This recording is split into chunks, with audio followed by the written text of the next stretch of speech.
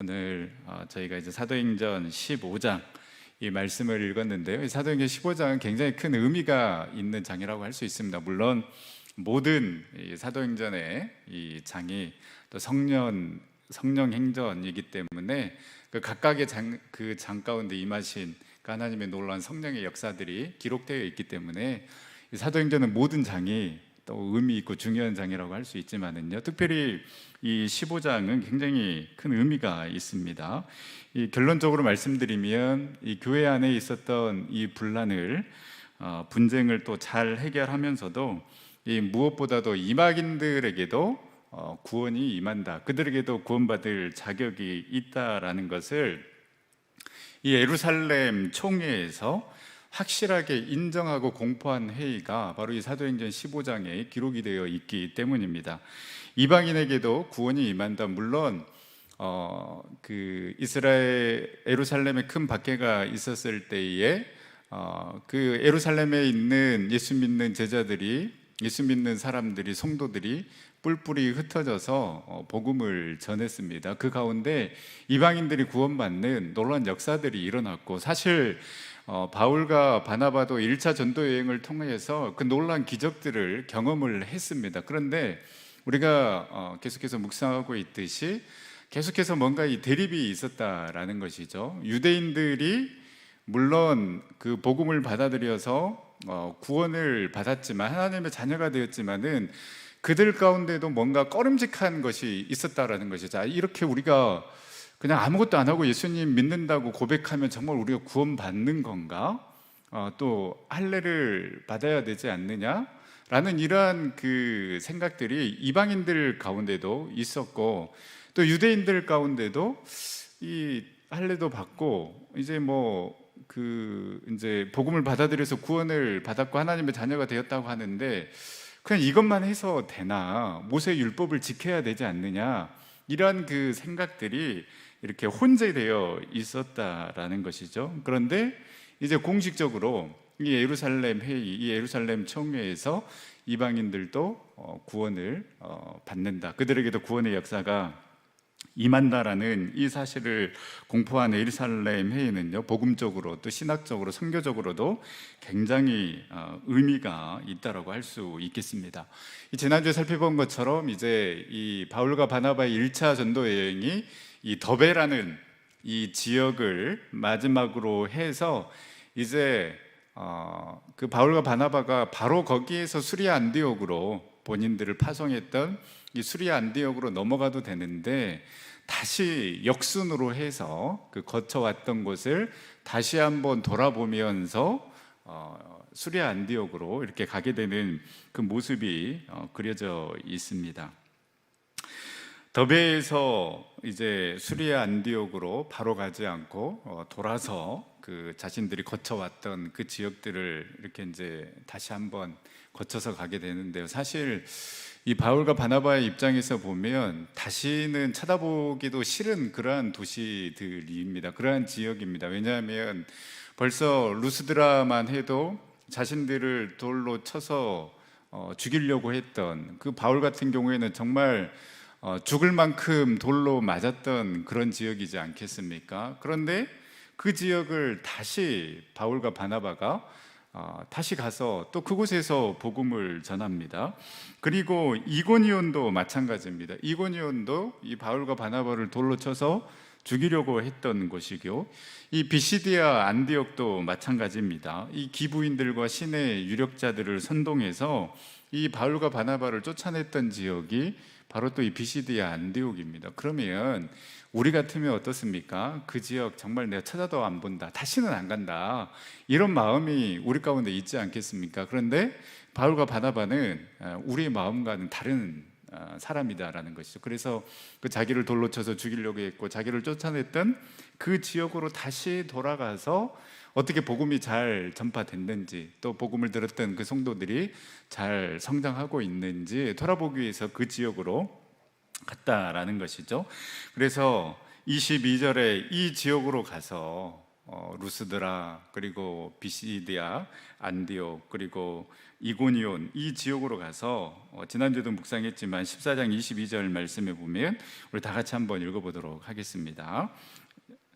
제자들의 마음을 굳게 하여 이 믿음에 머물러 있으라 권하고, 또 우리가 하나님의 나라에 들어가려면 많은 환난을 겪어야 할 것이라 하고, 그들에게 이 복음을 다시 한번 전하는 겁니다. 그런데 사실 이 바울과 바나바가 이 복음을 전했을 때에 이들 지역에 있었던 사람들은 굉장히 큰 감동을 받았을 것 같아요. 왜냐하면 알거든요. 이 사람들도 바울과 바나바가 정말 돌에 맞아서 죽을 뻔했고 또 돌에 맞았고, 그래서 정말로 피해 도망갔던 그 지역에 다시 돌아와서 너희들이 마음을 굳게 하여 이 믿음 안에 머물러 있어라.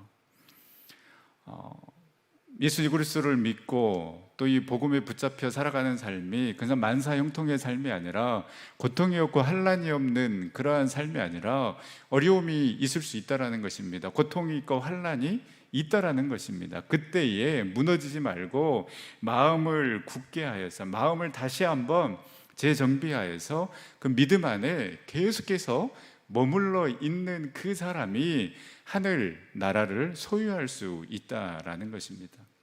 고통이 없을 것이다, 환난이 없을 것이다 라고 이야기하는 것이 아니라, 고통이 있지만은 믿음의 사람, 하나님의 사람은 그 고통과 환난을 이겨낸다라는 것이죠. 어떻게 이겨냅니까? 마음을 강하게 하고 믿음 안에 머물러 있음으로 인하여서 그 환난과 그 고통과 그 어려움을 이겨내는 사람이 진짜 믿음의 사람이다. 그리고 그 사람이 하늘나라의 그 축복을 받을 것이다라고, 하늘나라의 상급을 받을 것이다라고 지금 바울과 바나바는 이 다시 돌아오는 그 지역의 사람들에게 이 선포를 하고 있는 것입니다. 여러분, 이 믿음이 우리에게도 있기를 간절히 소망합니다. 이 세상 살아가는 동안에 많은 어려움들이 있습니다. 어떻게 보면 지금 이 순간에도 우리가 어려움 가운데 있을 수 있습니다. 그리고 또 코로나19로 인하여서 정말 이렇게 길게 갈 줄 어떻게 알았겠습니까? 그로 인하여서 너무나도 많은 어려움들이, 또 고통이 우리 가운데 있지만은, 정말 믿음의 사람, 하나님의 붙들림 받은 사람은 왜 하나님 나에게 이런 고통이 옵니까가 아니라, 왜 나에게 이런 환난이 임합니까가 아니라, 그 고통과 환난을 마음을 굳게 하여서 주님과 함께 머물면서 이겨내는 그 사람이 진짜 믿음의 사람이다라는 것입니다. 이렇게 권면을 하고 이 바울과 바나바를 파송했던 이 수리아 안디옥으로 돌아와서 14장 27절 말씀에 보면 나와 있는 것처럼 1차 전도여행 때 있었던 그 하나님께서 우리 가운데 행하셨던 그 일들, 그래서 그 이방인들에게 믿음의 그 복음의 문을 열어주셨던 그 일에 대해서 이제 선교 보고를 하게 됩니다. 이 바울과 바나바는 굉장히 피곤했습니다. 2년여 동안의 그 1차 전도 여행을 이제 진행을 했기 때문에 얼마나 피곤했겠습니까? 또 바울과 같은 경우에는 정말로 돌에 맞아가지고 거의 죽을 지경에까지 간 그러한 이제 상황인데, 그럼에도 불구하고 다시 이 수리아 안디옥으로 돌아와서 그 2년 동안에 있었던 그 일들을 지금 이제 선교 보고를 하고 있는 것입니다. 그 주마등처럼 지나가면서 이 선교 기간 동안에 경험했던 그 놀라운 일들을 간증하면서 아마 은혜로운 시간을 보내고 있었을 것 같습니다. 이제 저도 이제 청년부 데리고 이제 1주, 2주 이렇게 해외로 단기 선교도 나가보고요. 또 청년들 데리고 국내 선교 보통 하면 이제 한 3박 4일 정도 이렇게 이제 국내 선교를 진행을 하는데, 짧은 기간이지만 1주, 2주 그리고 또 3박 4일 이렇게 했던 그런 선교지만, 그 안에 너무나도 많은 또 은혜들이 있고, 또 나름대로 그 하나님께서 임하셨던 그런 그 은혜들 이렇게 나누면은 정말 밤새도 나눌 정도로 그 은혜들이 정말 엄청나게 많이 있습니다. 그래서 이렇게 단기 선교만 다녀와도 정말 그 은혜거리들이, 이야기거리들이 참 많은데, 2년 동안 이 1차 전도 여행을 마치고 돌아왔으니까 얼마나 그 많은 일들, 그 또 경험했던 그 일들을 나누면서 그 은혜로운 시간을 보내고 있지 않았겠습니까? 이 바울과 바나바가 이렇게 기쁨으로 선교 보고를 할 수 있었던 것은요, 이 안디옥 교회가 선교하는 교회이었기 때문입니다. 당연하죠. 이 바울과 바나바가 어떻게 보면 그 담임 목사로서의 그 목회 사역을 감당하고 있었는데, 이들을 선교사로 파송했던 교회라면 정말 대단한 선교하는 교회라고 할 수 있습니다. 그냥 파송해 놓고 끝난 것이 아니라 이들을 계속해서 기도로 후원했던 교회라고 할 수 있습니다. 관심이 없다라면 굳이 이들의 이야기를 들을 필요가 없겠죠. 우리가 다 선교사로 갈 수는 없습니다. 물론 이제 소명이 있는 분들은 선교사로 가서 귀한 사역을 감당하겠지만은요, 우리가 다 선교사로 갈 수는 없다 할지라도요, 이 보내는 선교사의 사역들은 얼마든지 감당할 수 있고, 관심을 갖고 또 기도라든지 여러 모양으로 후원하는 그러한 사역을 감당할 수 있다라는 것입니다. 저는 꿈이 있습니다. 우리 여전도의 남선교회 이 모임도 좋지만은요, 저는 이 모임이 결국에는 이 선교하는 것으로 시선을 돌려야 된다라고 생각을 합니다. 우리 주보에 보면 우리가 후원하는 그러한 그 교회들이 나와 있지 않습니까? 그러면 이 남선교회 여전도회가 뭔가 이렇게 각 교회들을 하나씩 맡아가지고 또 자매결연을 맺어서 그냥 이제 뭐 넷째 주에, 지금은 이제 저희가 코로나 때문에 못 하고 있지만 넷째 주에 모임을 가지면 교회에서 모이고 회의하고 그 다음에 식당으로 가는 것이 아니라 어디로 가는 겁니까? 우리 이 교회로 가는 겁니다. 시골교회 또 농촌교회로 가서 거기에 가서 같이 예배드리고 또 뭐 전도도 하고 또 함께 뭐 공연도 하고, 이런 사역들을 우리 남선교회 여전도회가 감당을 해야 되지 않을까. 그래서 그러한 그 꿈을 꾸고 있습니다.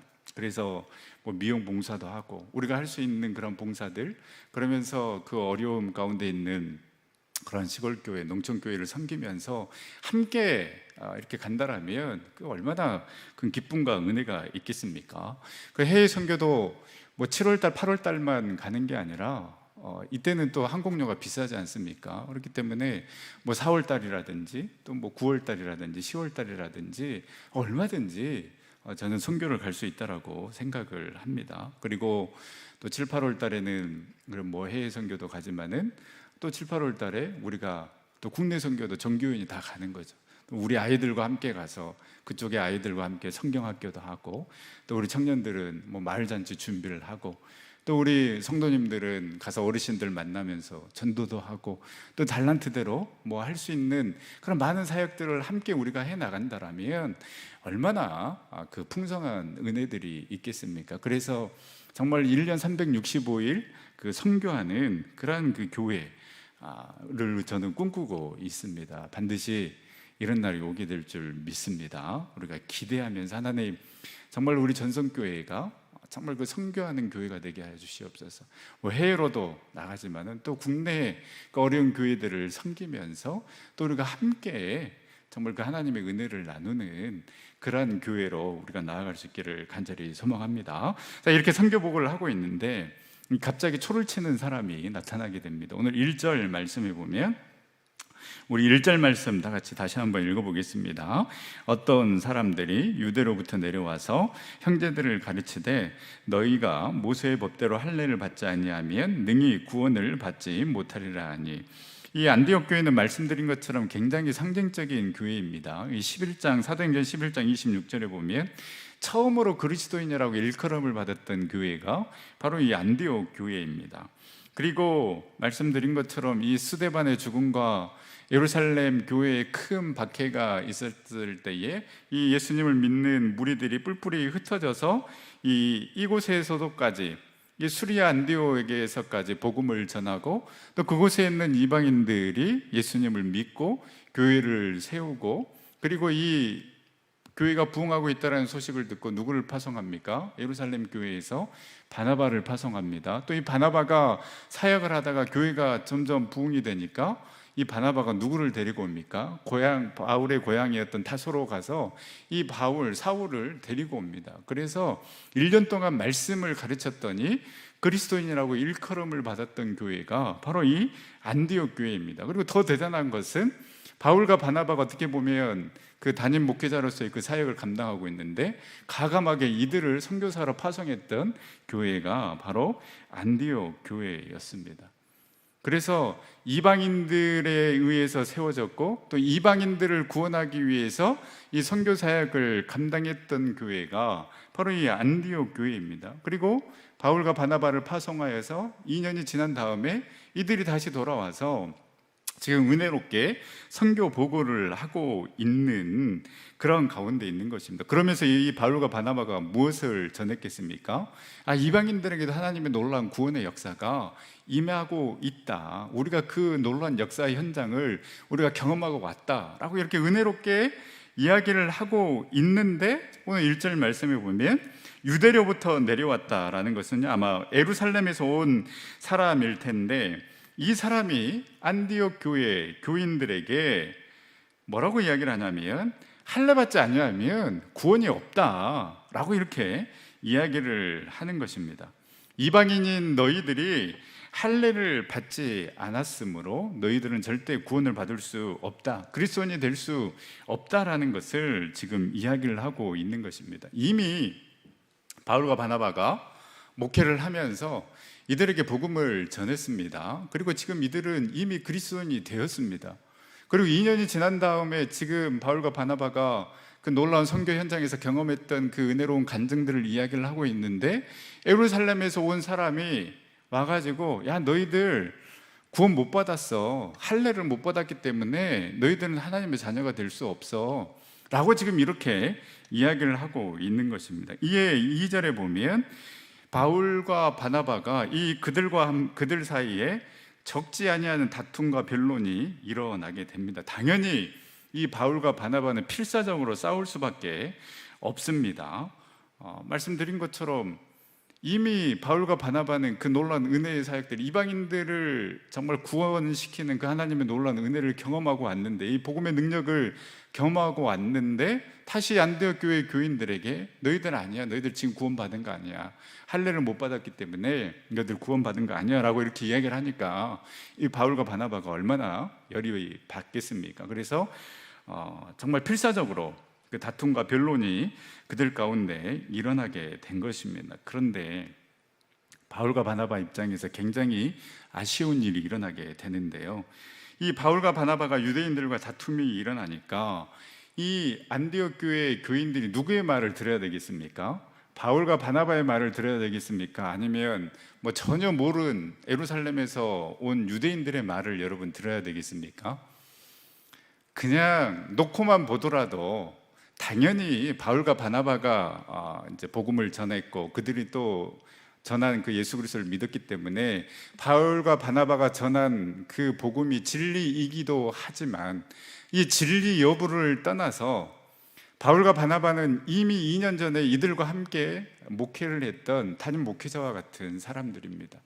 그런데 지금 예루살렘에서 어떤 유대인들이 들어와 가지고 뭐 아니다, 너희들 구원 못 받았다, 할례를 받아야지 구원 받을 수 있다라고 지금 이야기를 하고 있는 상황이라면 진리 여부를 떠나서 여러분 당연히 누구의 말을 들어야 되겠습니까? 당연히 바울과 바나바의 말을 들어야 되지 않겠습니까? 그런데 이 안디옥 교회 교인들이 어떤 결정을 하게 되냐면 2절 하반절에 보면 형제들이 이 문제에 대하여 바울과 바나바 및 그중에 몇 사람을 예루살렘에 있는 사도와 장로들에게 보내기로 작정하니라.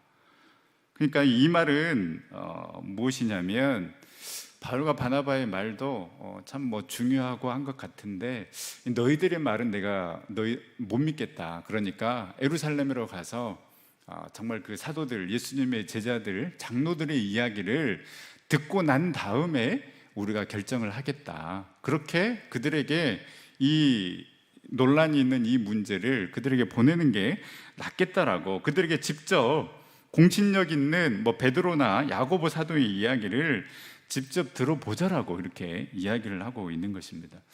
여러분 서운하겠습니까? 안 서운하겠습니까?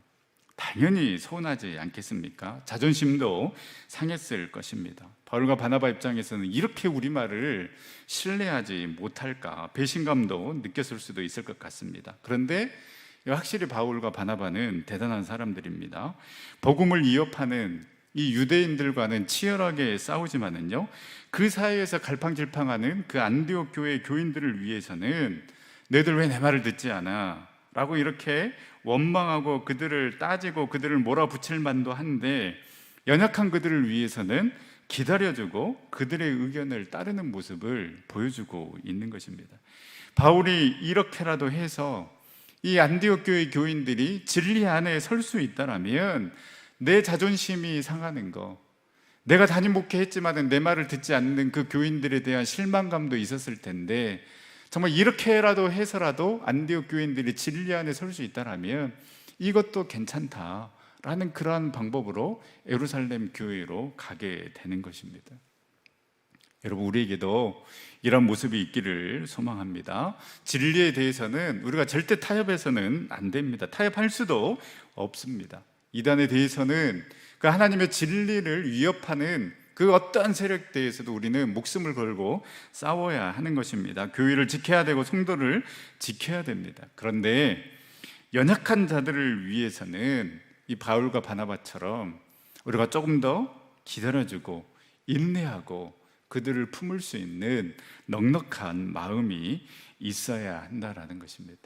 바울과 바나바는 이 서운한 마음을 뒤로 한 채 안디옥 교회 교인들의 제안을 받아서 그 먼 거리를 가게 되는 것입니다. 이 수리아 안디옥에서 예루살렘까지 약 480km 정도 되는 거거든요. 그러니까 쉬지 않고 한 보름 정도를 걸어야지만이 예루살렘에 도착할 수 있는 거예요. 얼마나 화가 났겠습니까? 어떻게 1년 넘게 내가 그렇게 담임 목회자로서 사역을 했는데 어떻게 내 말을 믿지 못하고 이거를 이렇게 예루살렘에까지 이렇게 가서 논의해야 되느냐라는 그러한 그 마음들이 분명히 있었을 텐데, 말씀드린 것처럼 이렇게라도 해서 안디옥 교회 교인들이 복음 안에 진리 안에 설 수 있다라면 나는 자존심 상해도 괜찮다라는 그러한 마음으로 예루살렘으로 발걸음을 향하게 되는 것입니다. 여러분, 이렇게 이제 예루살렘으로 가는데 이 바울과 바나바는요, 또 예루살렘으로 바로 가지 아니하고 3절 말씀에 보면 이 베니게와 사마리아로 다녀가면서 오히려 그 1차 선교지에서 이방인들이 구원받았던 그 놀라운 역사들을 또 이 사마리아 그리고 이 베니게 지역은 이제 두로와 시돈 지역을 생각을 하시면 될 것 같습니다. 이 그들에게 또 이 복음의 기쁜 소식을 전하니까 형제들을 다 크게 기쁘게 하였더라라고 이렇게 기록을 하고 있습니다. 바울과 바나바는 이 복음을 전하면서 많은 사람들을 주님께로 돌아오게 하는 자였고, 이 많은 사람들을 기쁘게 하는 자였습니다. 사실 상황은 굉장히 짜증나는 그러한 상황이지 않습니까? 왜 우리 말을 못 듣고 이렇게 고생을 시킬까? 라는 그러한 그 마음이 인간의 마음일지인데, 바울과 바나바는요, 이 사사로운 그 인간의 감정, 그 기분을 빼앗기지 아니하고 오히려 자신들의 그 사명에만 집중하면서 살아갔던 자들이라고 할 수 있습니다. 여러분, 사실 목적과 방향이 분명하면은요, 흔들리지 않습니다. 왜 우리가 흔들리게 됩니까? 왜 우리가 이 사사로운 감정의 기분에 흔들리면서 우리가 그 하나님의 일을 망쳐버리게 되는 것입니까? 표대가 분명하지 않기 때문입니다. 우리의 목적과 방향이 예수 그리스도에게 있는 것이 아니라 세상 것에 있기 때문에, 그 변하는 것들에 있기 때문에 우리의 마음, 우리의 감정도 늘 수시로 변하게 되고 영향을 받는 것 아니겠습니까? 표대가 분명하면 여러분, 사사로운 것들에 영향을 받지 않습니다. 왜냐하면 더 큰 목표가 있기 때문입니다. 바울과 바나바는 그 서운한 그 감정들, 이러한 것에 영향을 받지 아니하고 더 큰 목표, 이 안디옥 교회 교인들을 세워야 되겠다, 복음 안에 진리 안에 세워야 되겠다라는 더 큰 목표가 있었기 때문에 그 감정, 자신의 기분에 흔들리지 아니하고 목표를 향해, 표대를 향해 나아갈 수 있었던 것입니다. 우리 빌립보서 3장 12절에서 우리 14절 말씀을 우리 한번 읽어보도록 하겠습니다. 내가 이미 얻었다 함도 아니요 온전히 이루었다 함도 아니라 오직 내가 그리스도 예수께 잡힌 바가 된 그것을 잡으려고 달려가노라. 형제들아, 나는 아직 내가 잡은 줄로 여기지 아니하고 오직 한 일, 즉 뒤에 있는 것은 잊어버리고 앞에 있는 것을 잡으려고 표대를 향하여 그리스도 예수 안에서 하나님이 위에서 부르신 부름의 상을 위하여 달려가노라. 아멘. 여러분, 2년 동안 이 진행되었던 1차 전도 여행은요, 대단한 사역이었습니다. 그런데 바울은 그것 했다고 내 할 일 다 했다라고 이젠 됐다라고 생각하지 아니하고 계속해서 그 표대를 향해서 하나님의 부름의 상을 위해서 달려갔습니다. 그렇기 때문에 나를 인정하든 인정하지 않든, 나를 서운하게 하든 상관없이 오로지 영혼만을 생각하며 복음만을 생각하며 예수 그리스도만을 생각하며 십자가만을 생각하며 걷고 만나고 전하고 가르치면서 부름의 상을 위하여 달려간 것입니다.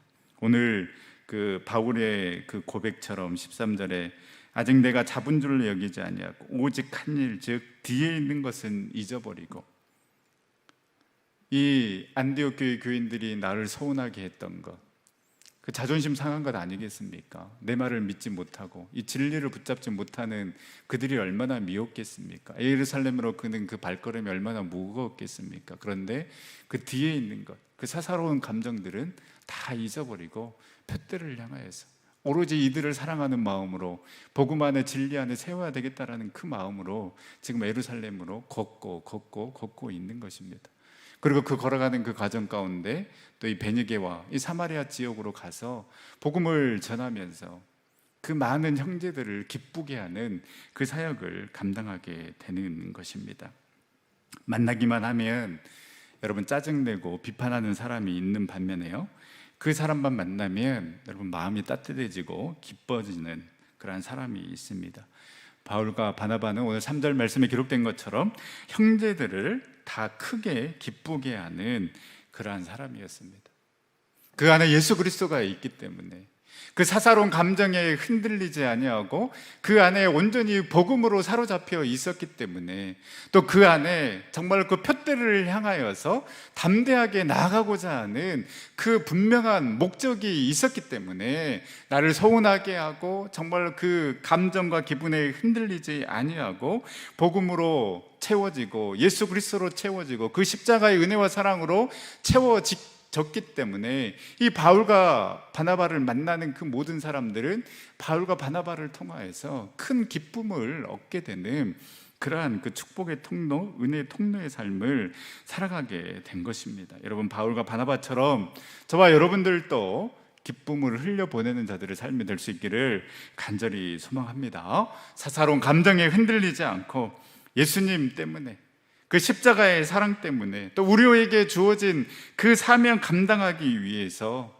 정말 묵묵히 그 주님의 길을 걸어가면서 많은 사람들을 복음으로 살리고 그들에게 진정 기쁨을 전하는 자의 삶을 살아갈 수 있기를 간절히 소망합니다. 이제 이 예루살렘 교회에 도착을 했습니다. 이들이 도착하니까 5절에 보면 여전히 이곳에서도 이방인들에게도 할례를 행하고 모세의 율법을 지켜야지만 구원을 받을 수 있다라는 그러한 그 사람들이 있었습니다. 그래서 역시 그 많은 다툼이 있었지 않겠습니까? 많은 변론이 있는 다음에 이때 누가 이 상황을 정리하느냐? 이 베드로가 이 상황을 이제 깨끗이 종결하게 되는데요. 이제 15장 그 7절 말씀부터 쭉 그 이야기가 기록이 되어 있습니다. 7절에 보면 먼저 이 베드로가 경험했던 그 경험을 이야기를 합니다.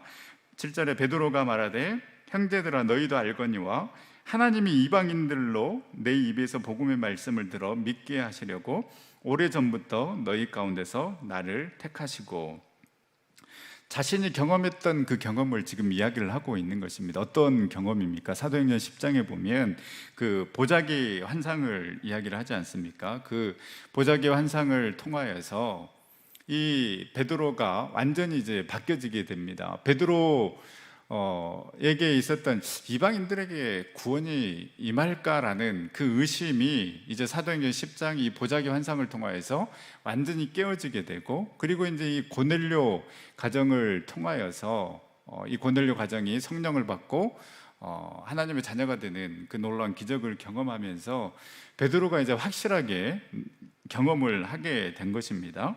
그러면서 오늘과 같이 이렇게 내가 이야기할 수 있었던 것은 미리 하나님께서 나를 택하시고 그 모든 것들을 경험하게 하셨다라고 이야기를 합니다. 그러면서 이방인들에게도 똑같이 성령을 주어 증언하게 하시고 믿음으로 우리의 마음을 깨끗하게 하셨는데, 이에 대해서는 이방인이나 우리나 유대인들이나 차별이 없다. 너희가 어찌 하나님을 시험하려고 하느냐라고 이야기를 하면서 11절에 이제 베드로가 결론적으로 이야기를 합니다. 그러나 우리는 그들이 우리와 동일하게 주 예수의 은혜로 구원받은 줄을 믿노라 하니라. 여러분, 이 베드로의 짧은 설교이지만, 짧은 그 항변이지만 내용도 주 훌륭하지만은요, 저는 7절 말씀에 이 베드로의 고백에 초점을 맞추고 싶습니다.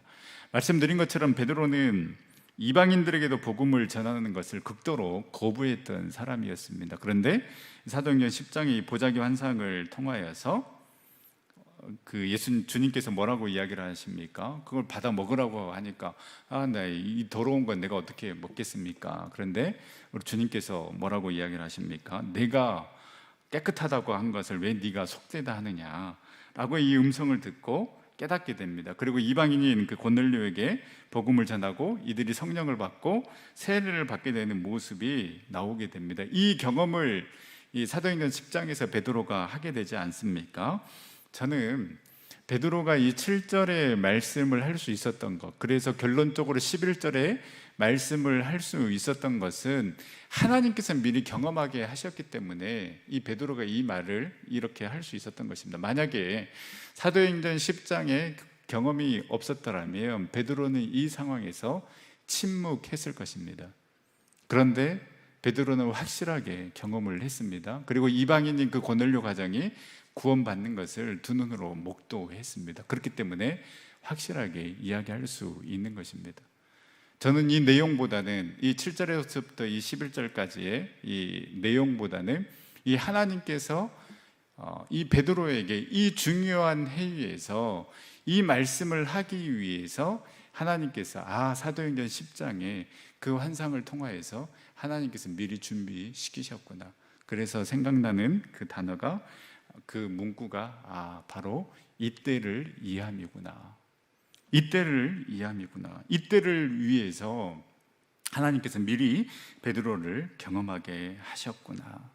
이 경험을 하지 않았으면 이 중요한 회의에서 베드로는 이런 역할을 할 수 없었을 것입니다.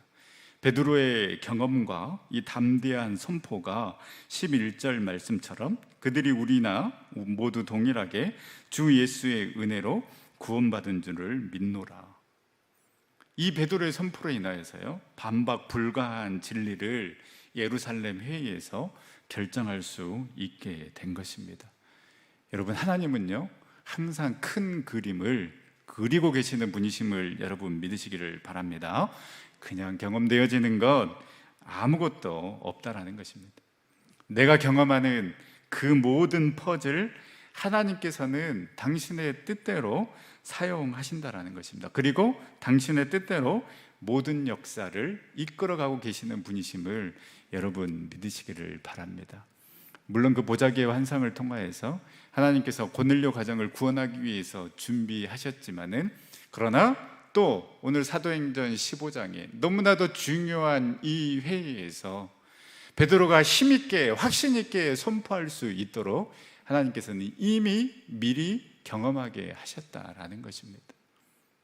그래서 지금 베드로는 이 중요한 회의에서 복음의 진리를 담대하게 선포할 수 있었고, 이 베드로의 선포로 말미암아 이방인에게도 구원이 임한다라는 그 예루살렘 회의에서의 그 진리를 선포할 수 있었던 것입니다.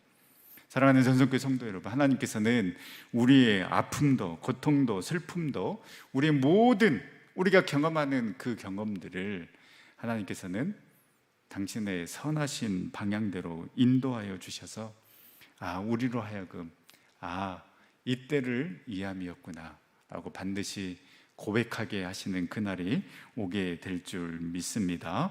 그 하나님의 선하신 계획을 신뢰하며 믿음으로 나아가는 우리 전생의 모든 식구들이 다 될 수 있기를 간절히 소망합니다. 기도하겠습니다. 사랑과 은혜 하나님, 참으로 감사를 드립니다.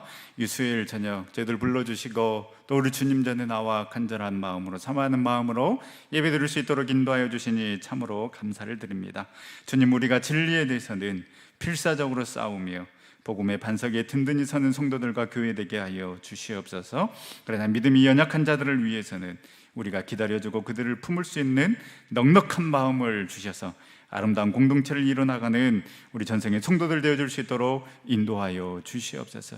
바울과 바나바가 오로지 표대를 향하여 하늘의 부르심의 상을 위해 달려갔던 것처럼 복음을 위해, 주님을 위해 전진하였던 그 믿음과 열정이 우리에게 있게 하여 주시옵소서. 인간이기에 연약한 우리의 마음과 감정 때문에 흔들릴 때도 있지만은, 그러나 다시금 믿음의 눈을 들어 주님을 바라보며 주님 기뻐하시는 사명 감당케 하여 주시옵시고, 우리가 경험하는 모든 것 이때를 위함인 줄 믿습니다. 모든 것 당신 뜻대로 계획대로 인도하여 주셔서 합력하여 선을 이루시는 주님의 놀라운 능력을 믿고 신뢰하며 나가는 귀한 전생의 식구들 다 되어줄 수 있도록 인도하여 주시옵소서. 간절한 기도 제목들 우리 주님 다 응답하여 주시옵시고, 우리 전성교회 하나님 회복시켜 주셔서 정말 하나님의 놀라운 부흥을 경험케 하여 주시옵시고, 한 마음 한 뜻으로 나아갈 때에 우리 전성교회를 통하여서 이루실 그 놀라운 일을 기대하며 나아가는 우리 전생의 모든 성도들 다 되어줄 수 있도록 우리 주님께서 인도하여 주시옵소서. 주님이 팬데믹 상황 하루빨리 종식되어질 수 있도록 인도하여 주셔서 정말 마음껏 예배하며 교제하는 날이 하루빨리 올 수 있도록 인도하여 주시옵소서. 주님, 또한 이 시간에 귀한 예물 올려드리는 우리 귀한 장로님, 권사님, 가정과 자녀들, 손자녀들 하나님 기억하여 주셔서 하나님 이 귀한 가문에 하나님께서 놀라운 축복으로 은총으로 인도하여 주시옵시고, 하나님을 사랑하며 교회를 사랑하는 그 마음을 흠양하여 주셔서 우리 귀한 장로님, 권사님, 가정과 자녀들을 통하여서 놀라운 하나님의 역사를 꿈꾸며 나아갈 수 있도록 놀라운 축복으로 은총으로 함께하여 주시옵소서. 모든 영광 온전히 주님 앞에 올려드리오며 돌아가신 예수님의 이름으로 기도드립니다. 아멘.